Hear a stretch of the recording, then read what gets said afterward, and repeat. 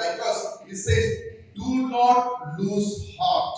ఇక్కడ పౌలు గారు చెప్తున్నాడు, కొరింథీయులకు రాస్తూ చెప్తున్నాడు. ఏం చెప్తున్నాడు అంటే, ప్రజలకి మీ హృదయమును కృషించకుండా చూసుకోండి. He says, don't lose your heart, don't be troubled. మీరు ఇబ్బంది పడద్దు, మీ హృదయాన్ని జాగ్రత్త చేసుకోవద్దు. And he says, in our life, problems, difficulties, challenge will come. మన యొక్క జీవితంలో అనేక సమస్యలు, బాధలు, కష్టాలు వస్తాయి. How you are going as a believer, as a follower of Christ, how you are going to deal with these problems? నువ్వు దేవుని యొక్క విశ్వాసుడిగా, విశ్వాసురాలుగా వచ్చేటువంటి శ్రమలు ఎలా నీవు వాటిని అధిగమిస్తావు? So Paul is saying our perspective should be very clear. It should not be earthly but eternal perspective. అయితే ఇక్కడ పౌలు గారు చెప్తుంది ఏంటంటే, మనకున్నటువంటి మన విషయం అంతా కూడా ఈ లోకంలో ఉన్నటువంటి దాని కొరకు కాదు, కానీ పైన ఉన్నటువంటి వాటి కొరకే. He says, do not lose heart. ఆయన చెప్తున్నాడు, కావున మేము అధైర్యపడము.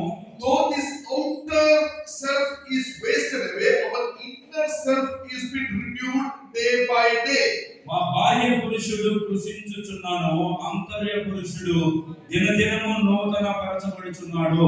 Paul says that in this world, in this life, always our body, our health, this earthly body, it's a temporary. It's always there is a problem, difficulties comes in our lives. పౌలు గారు ఏం చెప్తున్నాడంటే, కొరింథీయులకు రాస్తూ, మనం ఈ లోకంలో ఉన్నంత కాలము ఈ సమస్యలు, ఈ బాధలు ఇవన్నీ కూడా మనల్ని వెంబడిస్తూనే ఉంటాయి.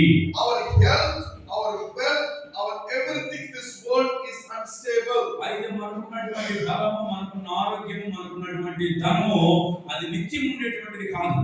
Today we have money, tomorrow we don't have money. ఈ రోజు మన దగ్గర డబ్బులు ఉండొచ్చు, రేపు డబ్బులు ఉండకపోవచ్చు. Today we have good health, tomorrow we may not have good health. ఈ రోజు మనకి మంచి ఆరోగ్యం ఉండొచ్చు, రేపు ఆరోగ్యం లేకపోవచ్చు. So Paul is saying our perspective should not be earthly. Our perspective, our mind should be fixed on eternal things. పౌలు గారు ఏం చెప్తున్నారంటే, మన ఉద్దేశము, మన ఆలోచనలన్నీ కూడా ఈ లోకంలో ఉన్నటువంటి తాత్కాలికమైనటువంటి వాటి మీద కాదు, కానీ నిత్యం ఉండేటువంటివి, పరలోకం సంబంధమైనటువంటి వాటి మీద ఉండాలి మన ఆలోచన అని చెప్తున్నారు. We are his children, we are his disciples. One day we will this earth and we will go to eternity. మనము ఆయన ప్రజలము, ఆయన యొక్క శిష్యులము. ఒక దినము ఈ లోకాన్ని విడిచిపెట్టి ఆ నిత్య జీవంలోనికి వెళ్తాం. God has promised us an eternity for us. దేవుడు మనకి వాగ్దానం చేశాడు, ఆ నిత్య జీవం మనకి ఇస్తానని. So always as a Christian, as a follower of Christ, our mind should be renewed. Our inner man should be renewed every day.